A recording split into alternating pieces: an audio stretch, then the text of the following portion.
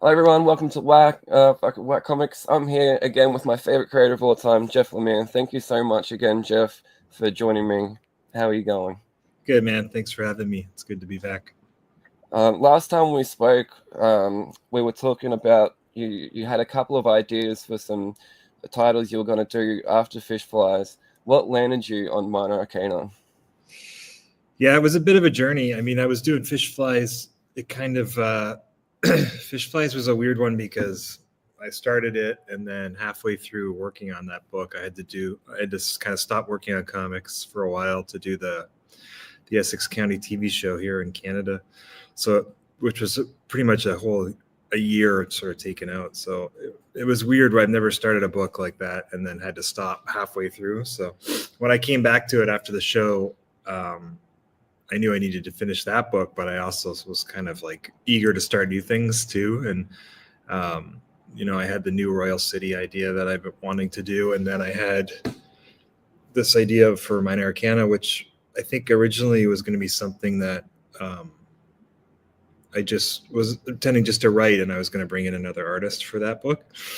But I don't know. I just started doing some sketches for it myself in my sketchbook and stuff, and I just kind of fell in love with the town and the potential of it, and it just felt like something new, for me. So it just sort of took on a life of its own, and yeah. So now I'm kind of juggling. I did manage to finish Fishflies, obviously, but I'm sort of juggling Minor Arcana and the new Royal City kind of back and forth, which is a bit cumbersome, but definitely worth it because they're both projects I really love. So. People that don't know, what is Minor Arcana about?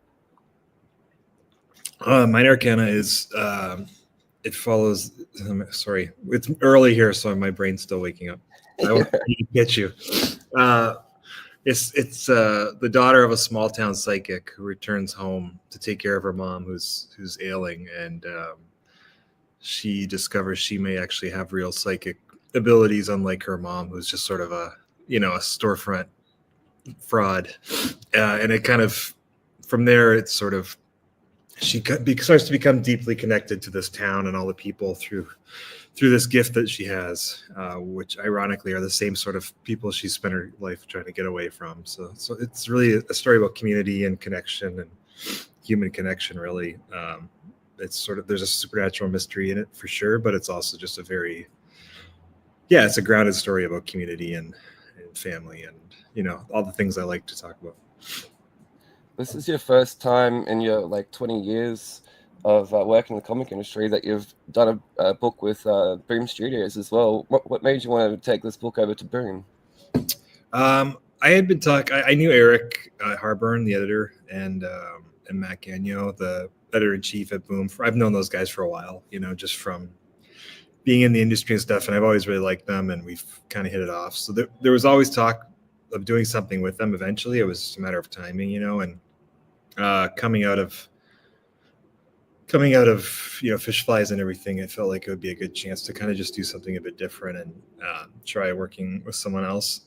So it seemed like a good timing with this project, Minor Arcana, to try to really do something new and take it over to those guys and see how that went. And they've been great to work with. I really like them, and I still obviously have a pretty strong connection with Image as well. So those, I'm lucky in that I have relationships now with a number of publishers that I can kind of enjoy working with different people, and they all offer something different, so it's a good spot to be in for sure. Definitely. I saw Boom Studios before the first issue even came out. They said that the series will be collected into 4 hardcovers, so they're putting a lot of faith in you to get to that. Does that give you some sort of takes the pressure off, knowing that you're going to get to tell as many issues as with the story as you want to, and don't have to worry about the sales as much? Or yeah, I mean, to a degree, it's nice to have that commitment from them, obviously, and it's nice to be able to build a big world and a big story with that confidence of knowing, you're going to get to kind of be able to tell this the way you want to tell it, and there's not any risk that it's not going to work out, so it does give you the sort of a confidence in the storytelling where you can really kind of be as ambitious as you want and not have to second guess anything in that way, you know, because there are times when you start projects and you kind of need to wait and see how the sales are and stuff. But yeah, so it was great. Their confidence in me certainly was a big part of why I wanted to work with them, you know. Does it add any like extra pressure knowing that you're going to get there no matter what? Definitely. Yeah, I mean, there is some pressure that comes with promising something and then having to deliver, you know. But I mean, it's not really. Like I feel like at this point in my career, I'm kind of confident enough in what I do that I'm not too worried about that. You know, I know that I'm probably not going to be able to draw every issue. It's just not realistic for me at this point in my career. You know, I'm juggling so many books, stuff I'm writing, and other books that I'm drawing. So, well, I still will, you know, continue on as the artist in the book. I think I'm going to have to bring in some friends to help out in different arcs and things, which will be kind of fun, anyways. That's great. I love that. You did the same thing with Sweet Tooth with bringing Matt Kinnon along, and yeah, I think that works really well, especially when you have an artist that pairs really well with your art style already. You know. Yeah, exactly. Yeah, it's a good chance to work with some of my friends, and yeah, definitely. When you're doing something that's promised to be an ongoing series, you kind of have to know ahead of time that you're not going to draw the whole thing, and it's going to be, you know. When I was reading comics as a kid and stuff, like, or even as a teenager with the Vertigo stuff, you know, there would always be guest artists and stuff, and that was just part of reading an ongoing comic. So I think it's fun to bring that into this book.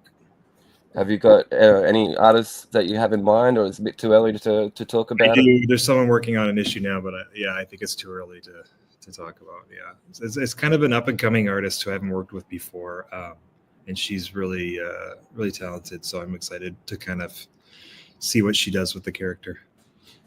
That's awesome. So you're doing both the A and B covers, and like you say, most of your interior work. Why do you want to give yourself so much of a workload for the title? It's ridiculous. Yeah, I know. I don't make it easy on myself, that's for sure. But yeah, those tarot card covers are so much fun that I have to do those. So yeah, it's been fun. The covers are fun. I think the biggest problem I'm having with this one compared to Sweet Tooth was Sweet Tooth being the other sort of ongoing series that I did. Is that there's so many variant covers now compared to back then. So every month there's several variant covers, and people are stealing ideas that I would do as one of my covers down. It's harder and harder to find imagery and things that, you know, because there's so many different covers out already. But that's a bit of a challenge. So that's what my next question was going to be. Actually, I've got a whole bunch of. I couldn't help myself with, especially the first issue. There's so many great covers. This one here, especially, I love that. that was Eric. Yeah. But how do you go about choosing artists for to do variant covers, and how much do you get a say in that with the publisher as well? Yeah, no, I mean, it's a combination. Obviously, when you're working with on a book at like Image or something, you're kind of in charge of everything, and you make all those decisions. But when you're working at Boom, Eric, the editor, is involved with the variant covers, especially a bit more, which is good because he can help coordinate all that stuff. I don't have time for it, but I mean, there's just so many. That's the thing about the comics industry today. There's so many incredible artists working. I kind of want to see them all interpret my characters. So it's not hard to like every month kind of make a dream list of people and then and ask them. And so far we've been pretty lucky with, it's great. We've had some really talented people, and we got some really cool ones coming up. So yeah, it's fun to see all these different interpretations. I loved with these advanced issues here how you had the curved corners. Yeah, that was cool. That was Boom's idea to make it kind of like the tarot card shape, you know, and yeah, that was really neat. I love that.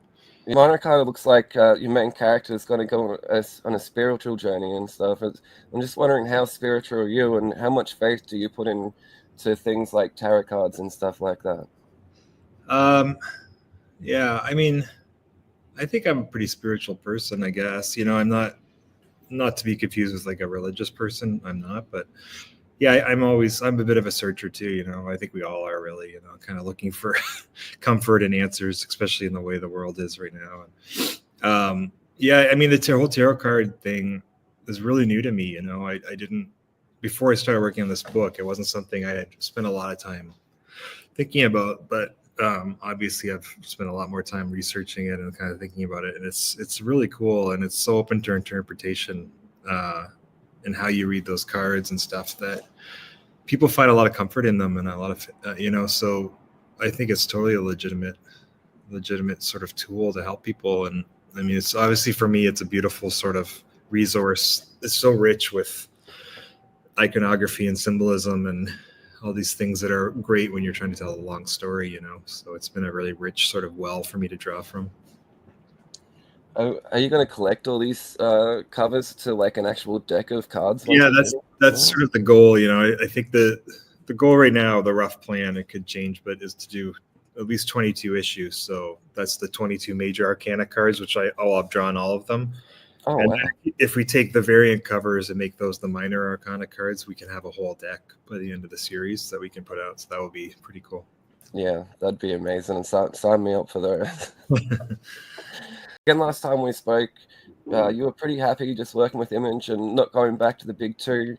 And it's been recently announced you got 3 new titles at DC.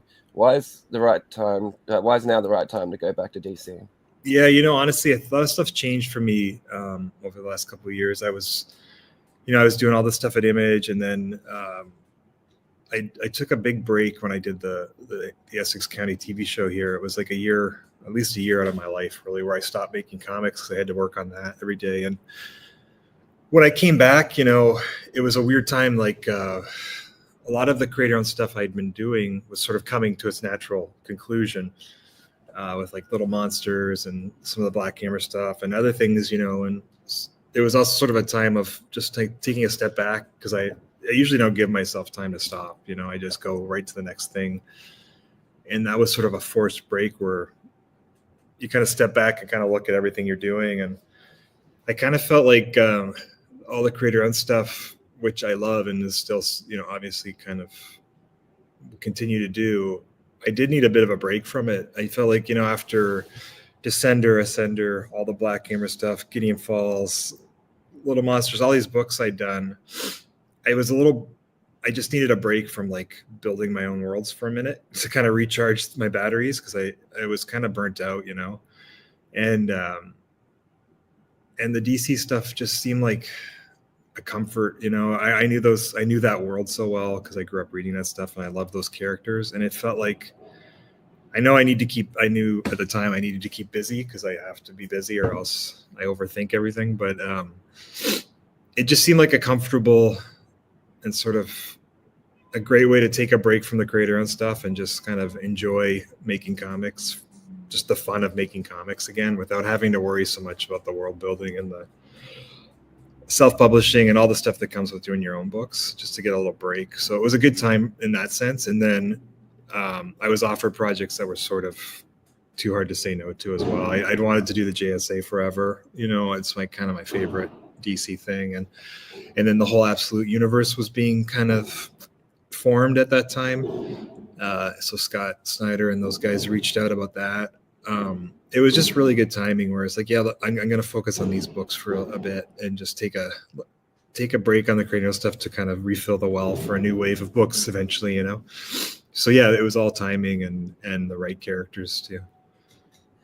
Talking about JSA, I remember reading that one of the first comic books that you got was a reprint of JSA, and now to be writing the title, how surreal is that for you? Yeah, it's pretty wild. Yeah, I think this long before I got JSA, but the first comic I remember getting was like one of those, I don't know if you had them in Australia, but they were Blue Ribbon digests, like DC. They were little like Archie digest size reprints of DC comics from the 60s and 70s that they were putting out in the 80s when I was a kid. And the first one I got was a reprint of JSA stuff that Paul Levitz was doing. And so those characters were kind of really tied in with like my whole love of comic books and growing up and everything. Yeah. And it's pretty bizarre now, like 40 years later or whatever, that I'm writing the book. It's super cool. I've been seeing some of your posts on Instagram. You're reading and researching for the titles. What have you read that is going to have an impact on your JSA story? I've reread I'd read most of the stuff already, but I've been rereading everything, obviously, and there's stuff to pull from all those eras. When I was a kid, the big books, in terms of JSA stuff were the All-Star Squadron and Infinity Inc. You know, those were the books as a kid that I would get. So I kind of went back to those for sure and pulled a lot of stuff from that, especially, you know, there's the characters of Jade and Obsidian and Dr. Midnight and stuff that were in the Infinity Inc. that I pulled forward as part of my JSA. And then the All-Star Squadron, you know, it was obviously that book was set in World War II. So I want to definitely going to do some stuff where we go back and see some past adventures, which will be fun. But then, you know, even the Jeff Johns stuff that he started probably in the early 2000s, he had a long, probably the longest run of anyone on the title, you know. That stuff was great. And it has certain dynamic that I'm really trying to capture here. That sort of, that big group family dynamic he had in that book, I thought was terrific. So I'm trying to kind of capture the feeling of that as well. And then, of course, all the old stuff from the 70s, like I said, the Paul Levitt stuff. And of course, going way back, all the Golden Age stuff is so cool and rich with ideas too. So yeah, I'm really trying to pull from every era and do something really kind of modern, but also that feels sort of like a classic JSA book. I'm not trying to reinvent the wheel with this, you know, I'm not trying to impose my personality on it too much. I'm just trying to embrace and celebrate the characters and their history and kind of do something like, in a way, hopefully feels like kind of like an old school superhero comic in a good, you know, in a good way. That's it's like a classic JSA comic, I hope, you know, when it's all said and done.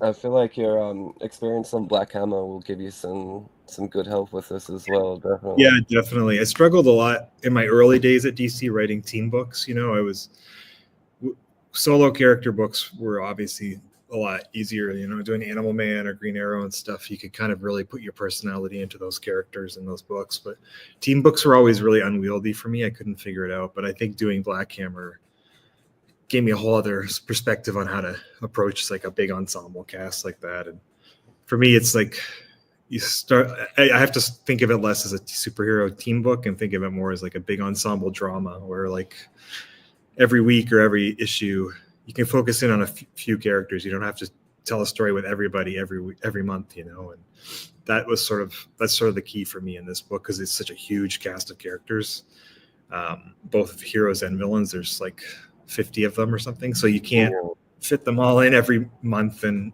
any kind of a satisfying way. So I really try to be more episodic where you focus in on one or two characters every month. Of course, you're telling a bigger story that we're building towards, but you get to really drill down on and kind of get to know each character along the way, give them each a story.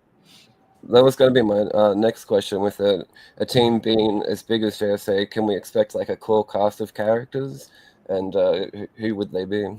Sorry, could you repeat the question? I didn't catch the last part. With a team being as big as JSA, can we expect a core cast of characters, and who would they be? Yeah, I mean, I'm trying to pull almost every character in at some point. The core team is kind of set from the beginning, where you kind of have these two factions. There's the second generation of characters like Jade, Obsidian, Sand, the new Wildcat, etc. And then you have the classic JSA, Alan Scott, Jay Garrick, Ted Grant, you know, all the old timers.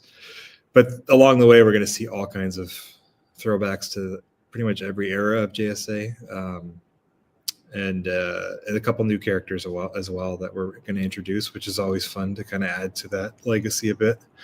Yeah, it's a massive cast of characters, so it's a lot of fun to pull from them all. And you're saying a massive cast of villains as well. Is there any that you're wanting to pull from JSA's history or modern villains, or are you going to try and create some of your own as well along the way? Well, we're definitely doing our own Injustice Society of America, which we kind of tease or show at the end of the first issue, and that's a pretty big cast of villains as well, you know. And I've kind of pulled from some classic JSA villains like Wotan, and I don't know who else we have in there. And then some of the newer villains that were created more recently in DC continuity, like the Fog and Ruby, and yeah, so it's kind of a much like the JSA, you see sort of the two generations of villains there as well, which is kind of fun to play with. Will we see JSA stories getting crossovers with any other titles in the planned future? Well, I think one thing that we talked about right away was how much we loved all the JSA, JLA crossovers from the past, you know, and those actually were the first JSC, aside from like the reprints, the first sort of JSA stuff I remember buying were the JLA, JSA crossovers that they were doing in the 80s, you know, with George Perez and those guys were drawing them, and I love those. So we definitely want to bring that tradition back, because I think it is a part of their history. The way those annual crossovers or meetings of the two teams was always kind of a cool part of the universe. And yeah, I think I've said that when DC was always at its best for me as a fan was when both the JSA and the JLA were both really strong titles, and then they would meet, you know, and with Mark Waid doing JLA now, or JLU, and then me doing this, it seemed like a great opportunity to. So we do have after this first sort of major arc that I'm doing, which is probably be 12 or 13 issues, we have started talking about the first inevitable JSA JLA story. So that's something we're having fun kind of devising right now. That's awesome. So you're just talking about that being on the a 12-issue plan. It sounds like you're going to be on the title for a fair while then. I hope so. You know, I'd like to do a really good, meaningful run with these characters. So I'm going to try to write it as long as they'll let me, and we'll see how that goes. You and Dustin are teaming back up for Robin and Batman 2. What have you got planned for Dick and Bruce this time around? Well, it's actually Jason Todd and Bruce this time. So the plan is that we'll do a trilogy eventually of the first three Robins, you know. So we did the first sort of early adventures of Dick Grayson in volume 1, and this one will be an unseen early sort of chapter in the Jason Todd story, which was actually very rich because, to be honest, there's not a lot of great Jason Todd Robin stories. There's a lot of Jason Todd Red Hood stories and everything afterwards, but actually him as Robin with Batman, there's very few kind of key stories to pull from. So it's sort of untapped territory, and it was a lot of fun to kind of pick that early time when he was first working with Batman and kind of tell a story that in a lot of ways was the inverse of the first volume, you know, where you know, Batman in his early days was sort of the darkness, and Dick Grayson was sort of this light that came into his life and kind of balanced him. And now we see a more balanced Batman, but Robin who's much darker, you know. And so we're kind of inverting the dynamic of volume 1 and kind of exploring that other side of both Batman and the Robin with Jason Todd. And he's such a tragic character too, Jason Todd, because we all know how that story ends. So there's a lot you can do with sort of building towards that, you know, and giving it some layers that maybe haven't existed in the past. So yeah, it's been really fun. I had no idea that the second one's going to follow Jason, and it sounds like the third one's going to follow Tim. That's got me so much more excited for it. That's such a great idea. Yeah, and I will say Dick Grayson does make a great appearance in the second volume, but he's Nightwing now, so that's a lot of fun too, to have a Nightwing and Robin adventure. So I imagine that you've already finished writing the 3 issues? Yeah, I wrote that, I think, probably a year and a half ago. It's been done for a while. Dustin's painting it right now, so yeah. Do we have any news on when it's coming? Or? I think it's the first half of 25. So yeah, I think it'll be announced soonish, and yeah, they're talking like late spring or something. But I don't hold me to that yet. But somewhere around there. That's so good. That's made me so happy. Why did you want to put Robin in the lead with Robin and Batman? You know, usually the Batman and Robin titles are Batman and Robin, but you know, you're putting Robin at the front, giving him more of the spotlight. Yeah, I mean, that's really what those books are about. They're about Robin, and they're not. You know, Batman is there as a way to kind of better define those different Robins. You know, that was always my vision for the book. It was more of a Robin story than a Batman story, you know. Obviously I love Batman, but for me I was more interested in exploring the different, like the 3 Robins that we will hopefully do are so different. Their personalities, their sort of point of view on the world and on what they're doing is so different. And Batman is a great way to sort of define that, you know. So yeah, they were really Robin stories right from the beginning. It just felt natural, and that's really what I was more interested in. Would you? I know that you got the first 3 planned, but would you be keen to do one with Damian and and I don't stuff as know. well? The Damien character is cool, but he's never really spoke to me that much. Maybe it's because when I was younger, I knew the three Robins, before, and Damien kind of came later when I was already a professional, so I don't have the same sort of connection to him. And there's also been a lot more Damien stories because he's a modern character than there have Jason Todd, for instance. So Definitely. there's not as much sort of like the early years between Damien and Bruce are so well documented in just modern comics that I don't feel like there's as much room or fun for us to explore anything new there. There's other Robins that haven't had that much of a chance to shine. Like Stephanie was a Robin for a while there, and Yeah, I'm spacing on the Robin from Dark Knight Returns. But Gary Kelly. Yeah, that's it. We've got you got a few Robins that you could do treatment with. We'll do an octology, like 8 issues, and there it's chat. That would be amazing. I'm really looking forward to that because I loved Robin and Batman. The variant covers that you did on those titles are absolutely beautiful as well. Looking forward to actually working on the variant for Robin and Batman 2 today after we get off this call. So there you go. Perfect. You're doing absolute Flash as well now. I'm wondering, a few years ago you did the Teen Titans Earth 1. How is the absolute titles different to the Earth 1 titles for you? Yeah, it feels totally different. That's a great question because the Earth 1 books, when we did those, there was really no sense of a cohesive universe. There was no sort of interaction between me and any of the other writers. We were just sort of these independent visions of those characters. They weren't part of a world or part of something bigger. And definitely this is like we've been, Jason, Aaron, and Kelly, and Scott, and I, and now some of the newer writers who are coming in. We've been working on this stuff for like a year and a half, kind of before anything was published, sort of building a plan for where we're going. And it's definitely, like I said, a much more cohesive universe of books. They all exist within the same world, and we're all trying to build something together, so that's the key difference. Yeah, that's good.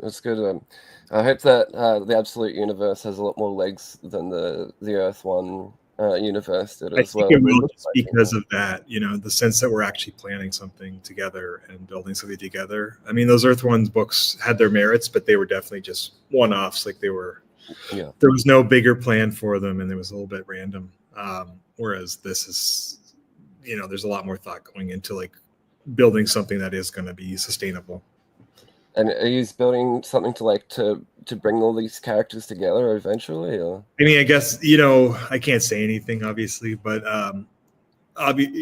eventually that will happen. And when and how, there's a lot of discussion on that. But, it is. They do share the same world, so it seems inevitable that they will eventually, in some form, meet. Yeah. How is the Flash different in the Absolute Universe? We know it's Wally. Where's Jay and Barry? I can't tell you because that spoils a lot of what we're doing, but I will say, the key difference is sort of the fundamental differences to this version is that there's no sense of legacy. In the regular DC universe, for lack of a better term, the regular DCU, it's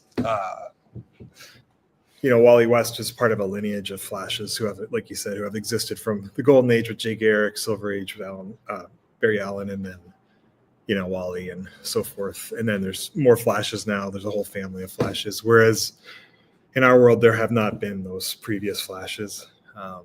Wally's a teenage kid in the modern world who gets these powers and has no sense of history or legacy or anyone to kind of help him with it. So it's a very scary and unprecedented thing in this world. So that's the big thing. There are other big differences, but I'm not going to spoil what we're doing. But yeah, that's the big one. And also we're really playing with the idea of the Speed Force because that's very established as well in the regular DC universe, but we're really playing with the idea of where his powers come from and what they are. They might be very different from that, and there may not even be a Speed Force in this universe. So we'll just leave it at that, I guess. I think Wally's going to be the youngest character out of all the characters in the Absolute titles as well. How does that feel to be writing the youngest character? Yeah, that was kind of my goal. Like when we talked early on, when I was talking to Scott about what I might do in the universe, there were a couple different options thrown at me, and then I just kind of got enamored with this idea of a younger hero because I kind of saw what the other writers were kind of planning. And I wanted something that carved its own unique space in this universe. It's kind of similar, not similar in tone or anything, but just in the way that when they did the original Ultimate universe at Marvel, Bendis did Ultimate Spider-Man as the young version of it, and it had its own energy and its own kind of place in that world, being a younger character, and so that really appealed to me to kind of have a different perspective on this universe. Through a younger character, and Wally's the same age as my son, so it's I was kind of pulling from that experience a bit. Rogue's going to be working for the government or the Lazarus organization or something completely different. What's that? Is Rogue's going to be working for the government? Yeah, or the Lazarus organization or something completely different. They're not connected to Lazarus, I'll say that.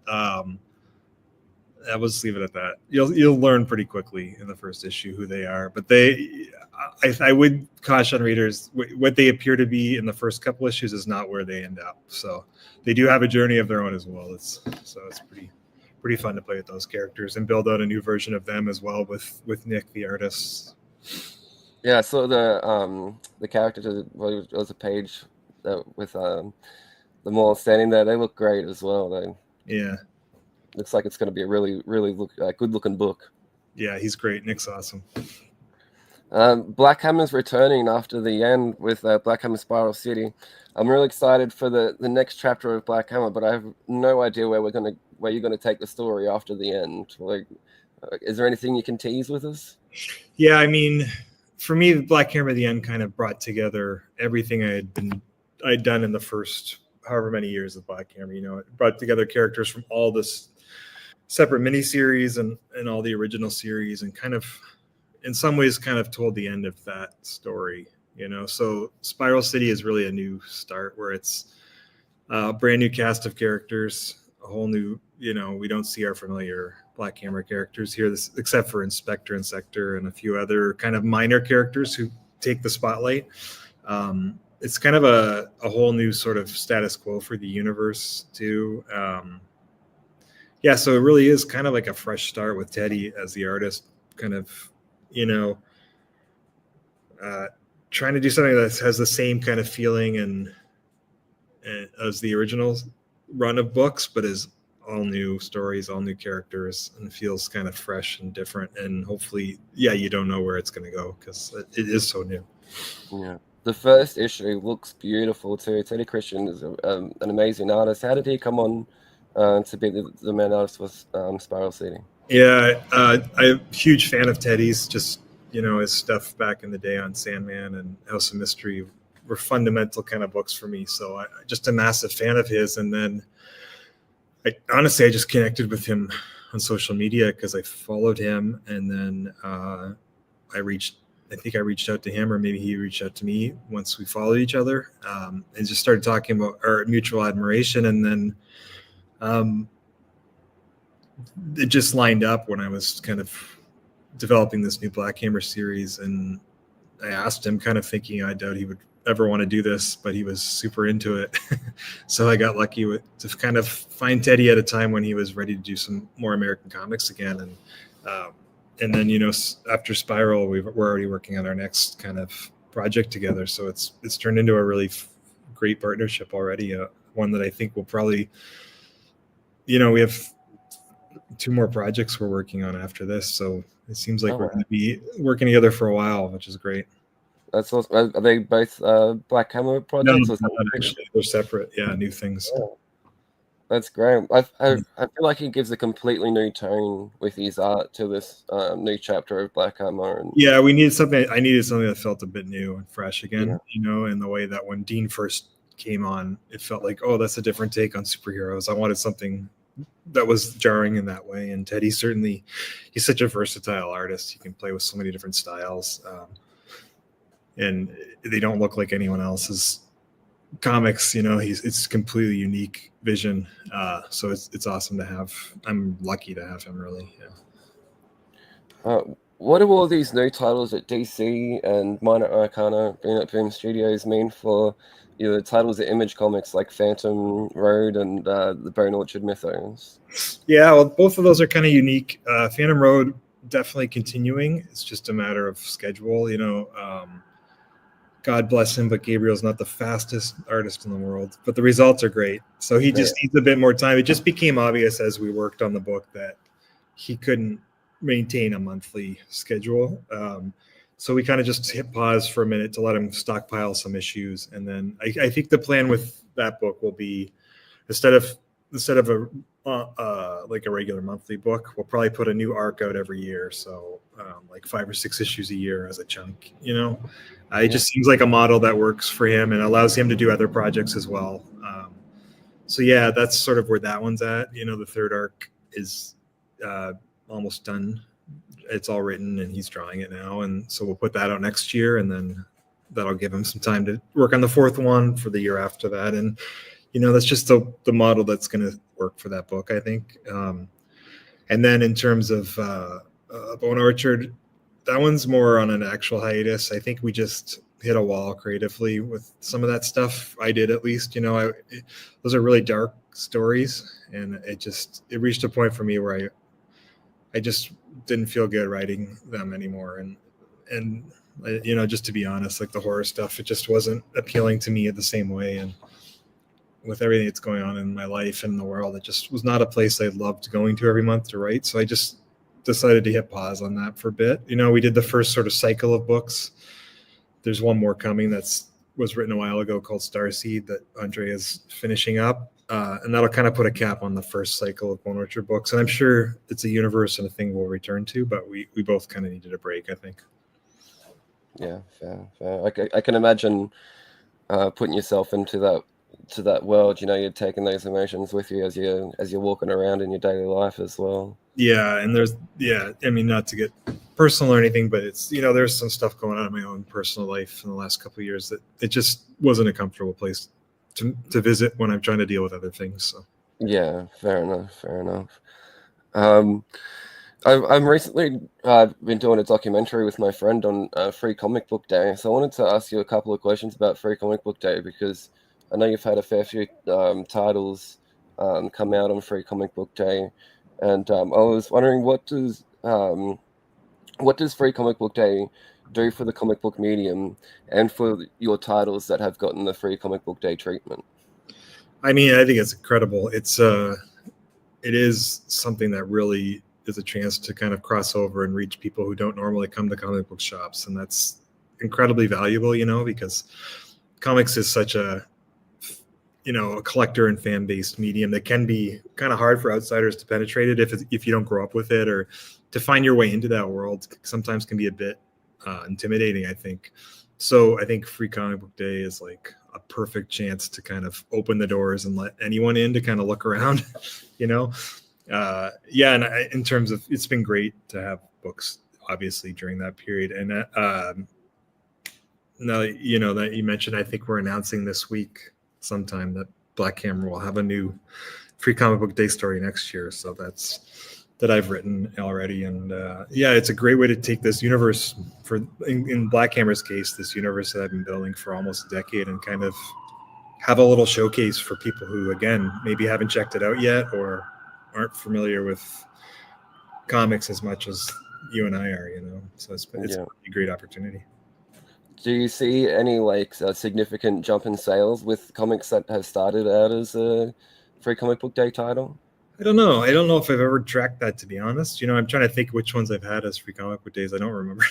Fishflies and Black Hammer are the two. Fishflies definitely helped that, you know, for sure. And it definitely helps. It definitely helps launch things. You know, we did a Bone Orchard one a couple of years back too, and I'm sure. They're great showcases and almost free advertisements for the book that's coming. So it's huge. It's great.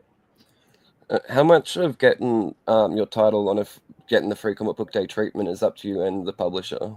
Honestly, that's the publisher's call because they have a lot of things they could draw from, and it's not something I've ever sort of vied for. It's just people have emailed me and asked if I wanted to do it, so I've been lucky enough in that way. But yeah, it's all up to them. They always have a lot of stuff to choose from. And I just saw this morning, so I didn't write any questions about it. I just wrote the one word Substack because I saw that you're bringing Substack back, and I'm really happy that you're doing the paid subscription again, because when you first did that first year of paid subscription, I loved it so much. Doing you were serializing Fishflies at the time, and the Colonel Weird Little Andromeda story, and seeing all your behind the scenes stuff. It was amazing for me as such a fan of yours, seeing all your behind the scenes work and getting a weekly comic from you as well. So I'm really happy that you're bringing Substack back. So yeah, I'm working on it. It might be a different form than the original. I don't know that there'll be as many new comics showcased on it. I think I'm going to focus more on the behind the scenes and process stuff this time. Because quite frankly, I don't have time for other new comics right now. But that stuff I can share as I go. So yeah, it'll be more focused on that, which is in a way the more unique thing to kind of see anyway, because those comics all eventually will come out. But the stuff you can really only share in that format. So it's cool. Yeah, I love it. I think it's a great idea, to directly support a creator that you love as well, and admire, and get some extra content out of it as well, and that behind the scenes content that I know that I love to see as well, and I'm sure that a lot of other people do. Like, I know you've got stacks of sketch diaries that you can go through and to show us all. So I'm really looking forward to all of that.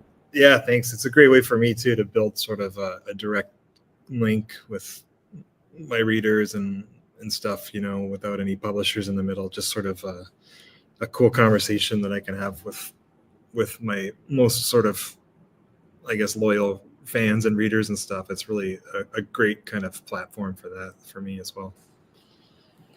Thank you so much, Jeff. I can't thank you for your time enough. It's a real honor to get to sit down and talk to you. We're going to be talking some more Black Hammer, so look out for another video with Jeff coming back to talk some more Black Hammer. Thank you again, Jeff. No worries, man.